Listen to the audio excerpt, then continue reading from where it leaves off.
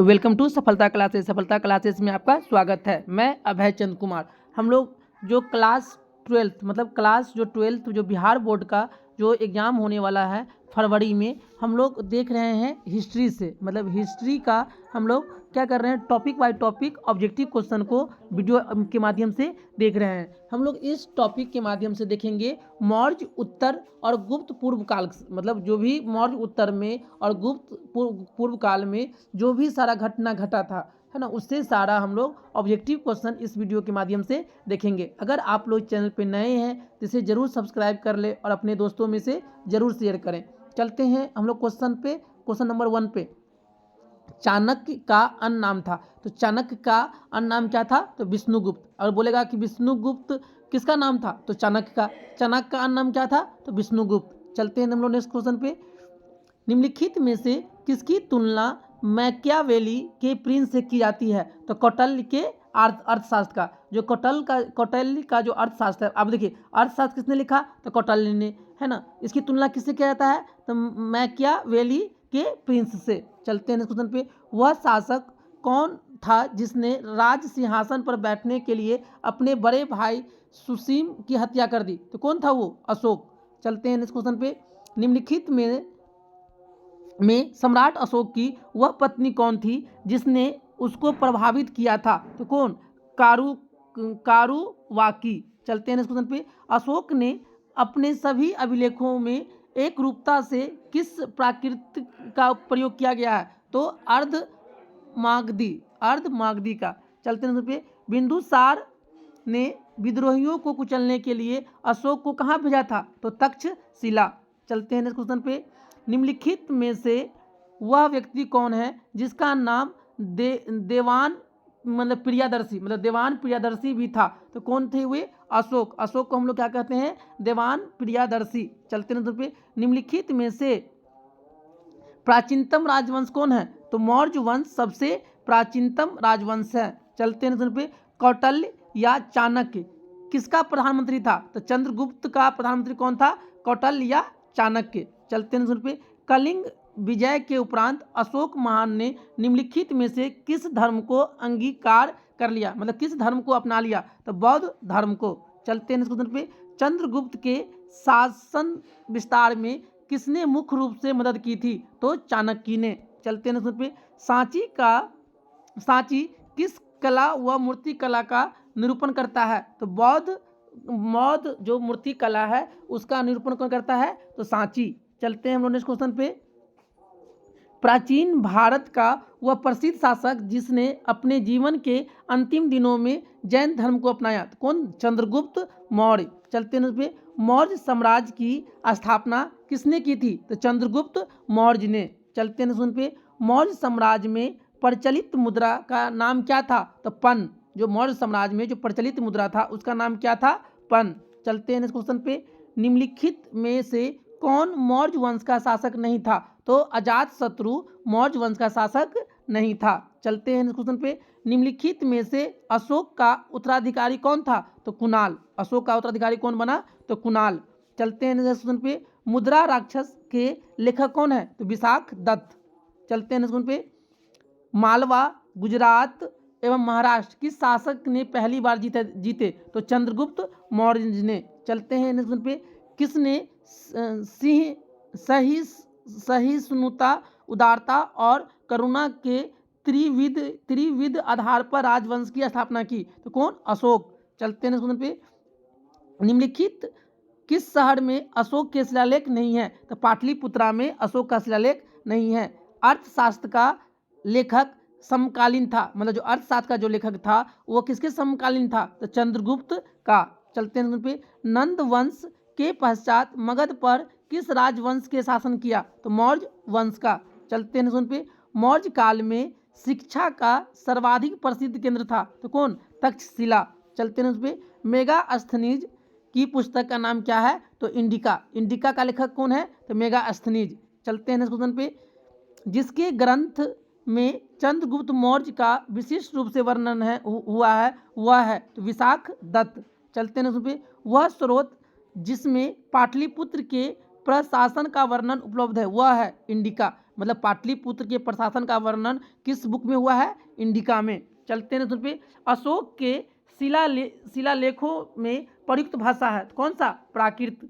चलते हैं नेक्स्ट पे, निम्नलिखित में से किस मौर्य राजा ने दक्कन की विजय प्राप्त की थी? तो चंद्रगुप्त। चलते हैं नेक्स्ट पे, मेगास्थनीज ने भारतीय समाज को कितनी श्रेणियों में विभाजित किया? तो 7 श्रेणियों में। चलते हैं नेक्स्ट पे, कौटिल्य के अर्थशास्त्र में किस पहलू पर प्रकाश डाला गया है? तो राजनीतिक नीतियां के पहलू पर।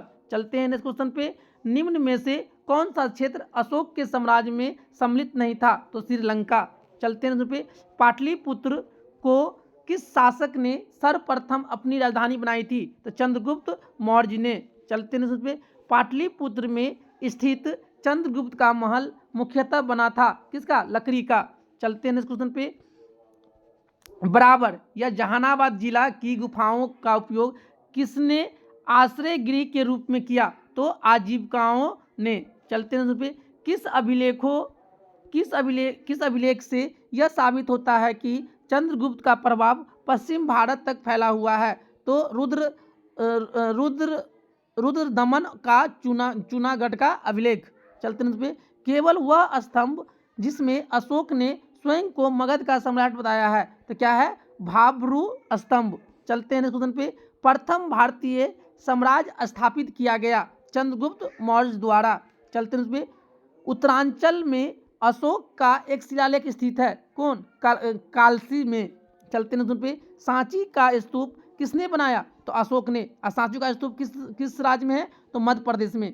कहाँ है? मध्य प्रदेश में। चलते हैं पे, अशोक के शिलालेखों को पढ़ने वाला प्रथम अंग्रेज कौन थे? तो जेम्स प्रिंस। चलते हैं पे, कलिंग युद्ध की विजय तथा क्षत्रियों का वर्णन अशोक के किस अभिलेख में है? तो शिलालेख 13 में। चलते हैं, प्रसिद्ध यूनानी राजदूत मेगास्थनीज भारत किसके दरबार में आए थे? तो चंद्रगुप्त मौर्य के।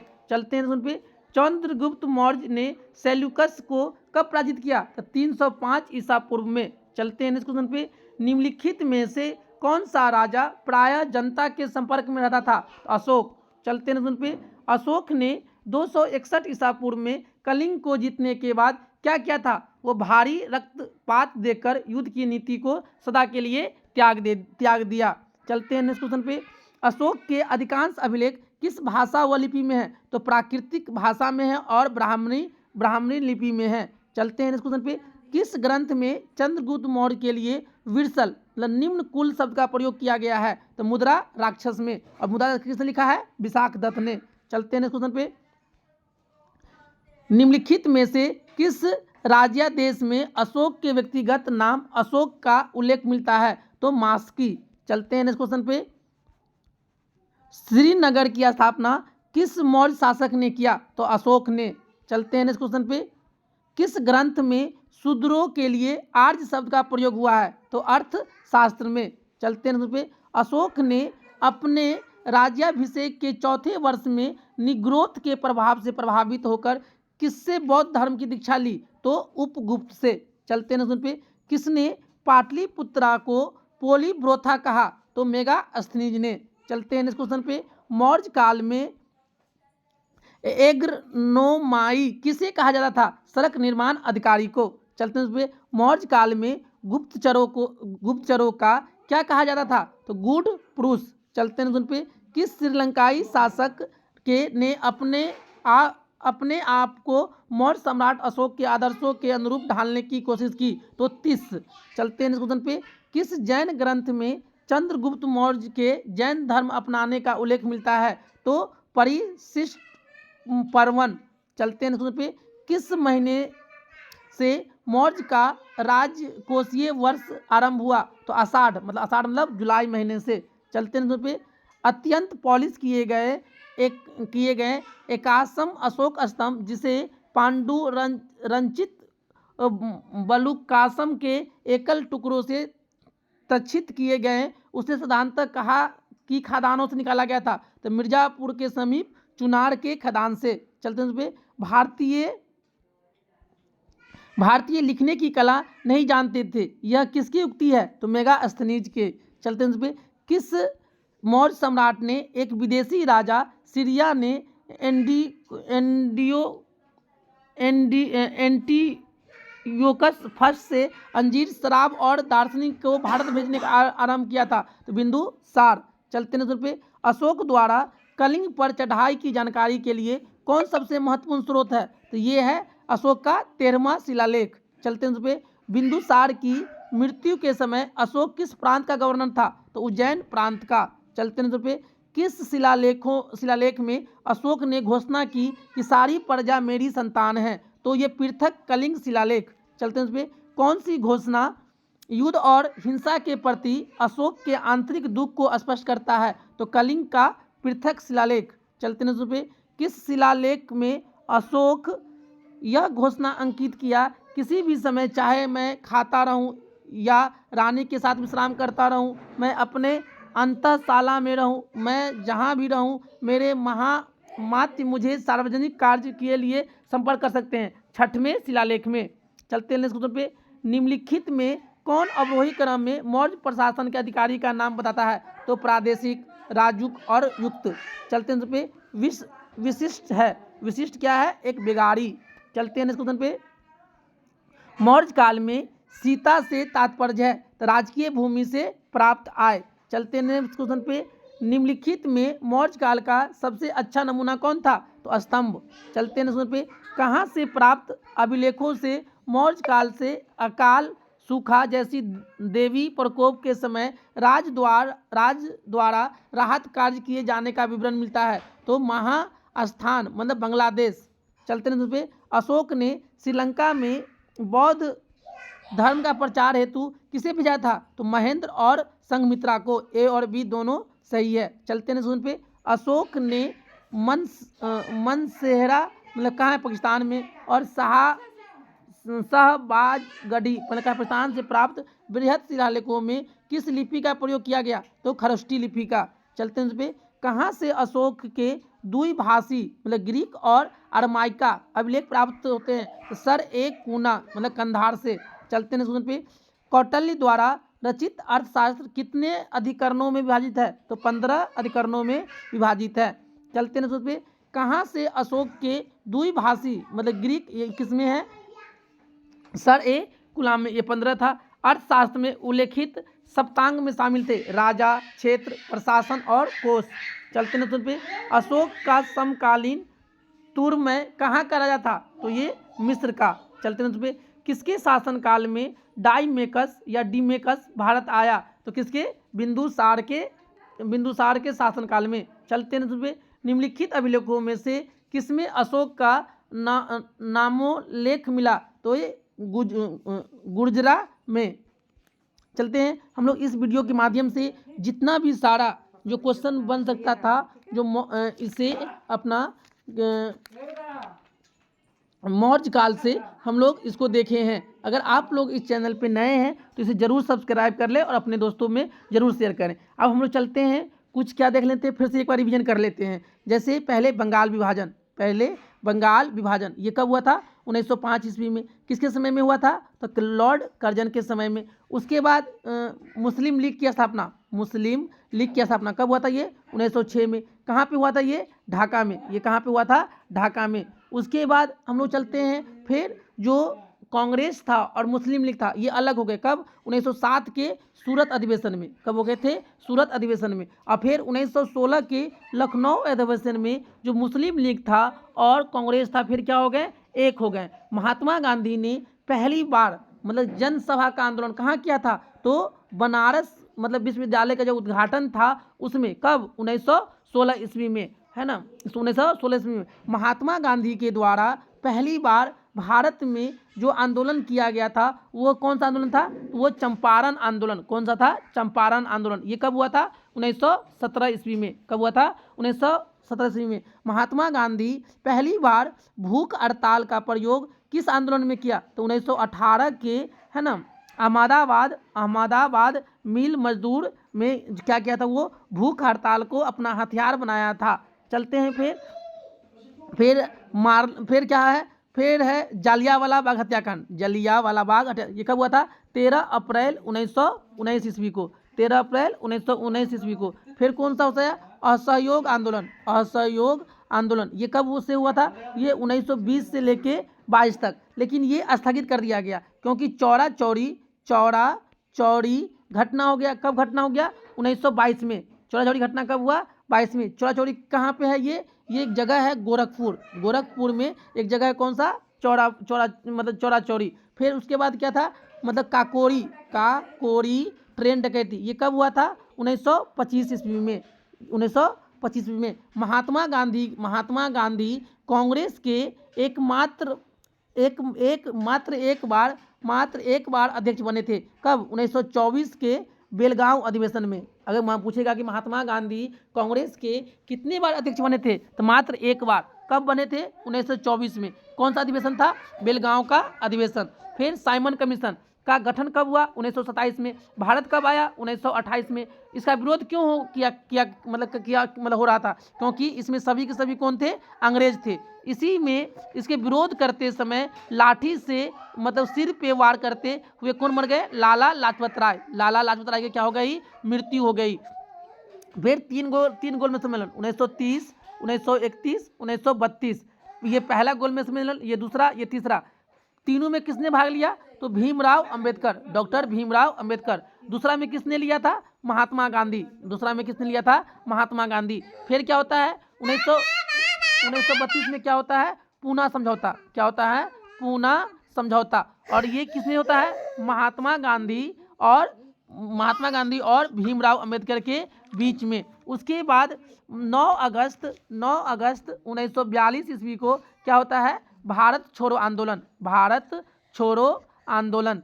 उसके बाद भारत छोड़ो आंदोलन में नारा क्या था? करो या मरो का नारा किसने दिया? करो या मरो का नारा किसने दिया था? महात्मा गांधी। दिल्ली चलो का नारा किसने दिया? तो पंडित जवाहरलाल नेहरू। पंडित जवाहरलाल नेहरू। उसके बाद तुम मुझे खून दो मैं तुम्हें आज़ादी दूंगा, किसने दिया था? पंडित जवाहरलाल नेहरू। उसके बाद फिर मतलब कि इसका मतलब भगत सिंह को फांसी कब दिया गया? 23 मार्च 1931 ईस्वी को क्या कर दिया गया? भगत सिंह, राजगुरु और सुखदेव को क्या कर दिया गया? फांसी दे दिया गया। मतलब कब? मतलब कि 23 मार्च 1931 ईस्वी को मतलब कि भगत सिंह, राजगुरु और सुखदेव को क्या दे दिया गया? मतलब फांसी। चलते हैं हम लोग आगे। जैन धर्म में कुल कितने तीर्थकर थे? तो 24। कितने थे? 24। और अंतिम कौन थे? महावीर। अंतिम तीर्थ कौन थे? महावीर। और पहला कौन थे? तो ऋषभदेव। पहला कौन थे? ऋषभदेव। कौन थे? ऋषभदेव। त्रिपिटक जो धर्म ग्रंथ है, ये किसका है? तो बौद्ध धर्म का। किसका है? बौद्ध धर्म का नाम क्या है? त्रिपिटक। क्या है? त्रिपिटक। महात्मा बुद्ध को ज्ञान की प्राप्ति कहाँ हुआ? तो कहाँ? बोध गया में। कहाँ पे? बोध गया में। कहाँ पे? पीपल के वृक्ष के नीचे। और ये किस नदी किनारे है? तो निरंजना नदी के किनारे है। कौन? ये बोध गया। किस नदी किनारे है? निरंजना नदी के किनारे है मतलब बोध गया।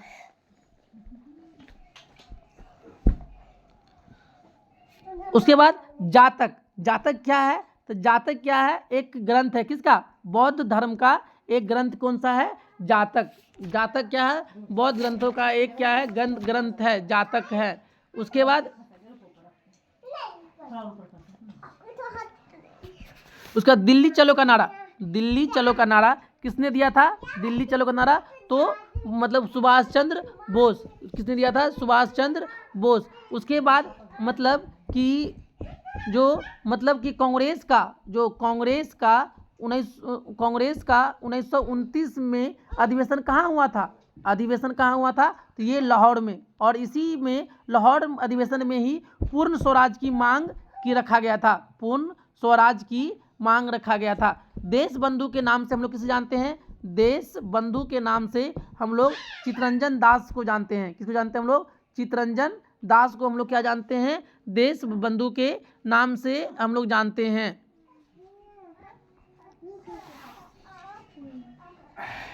काकोरी ट्रेन डकैती कब हुआ था? ये 1925 में। इसका नायक कौन था? तो इसका नायक था राम प्रसाद बिस्मिल। कौन था? राम प्रसाद बिस्मिल, है ना। उसके बाद 1919 के अधिनियम शासन 1919 के अधिनियम शासन को हम लोग किसके नाम जानते थे? चेम्सफोर्ड, मतलब चेम्सफोर्ड अधिनियम। बोलेगा चेम्सफोर्ड अधिनियम कब आया था? तो 1919 ईस्वी में। कब आया था? 1919 ईस्वी में। चलिए हम लोग इसी तरह से अब फिर नेक्स्ट मतलब जो भी वीडियो बनाएंगे उसमें कुछ ना कुछ क्या करेंगे? रिवीजन करेंगे। अब हम लोग सोचते हैं कुछ हम लोग ज्योग्राफी का कुछ टॉपिक को हम लोग मतलब कि ज्योग्राफी कुछ टॉपिक पे क्या करें? वीडियो बना दे, क्योंकि इतिहास का हो चुका है कम से कम 5-6 मतलब वीडियो, उसका संविधान का भी हो चुका है। कुछ हम लोग क्या करते हैं मतलब कि आप ज्योग्राफी का कुछ मतलब वीडियो लेते हैं। अगर आप लोग चैनल पे नए हैं तो इसे ज़रूर सब्सक्राइब कर लें और अपने दोस्तों में से ज़रूर शेयर करें। Thank you for watching this video.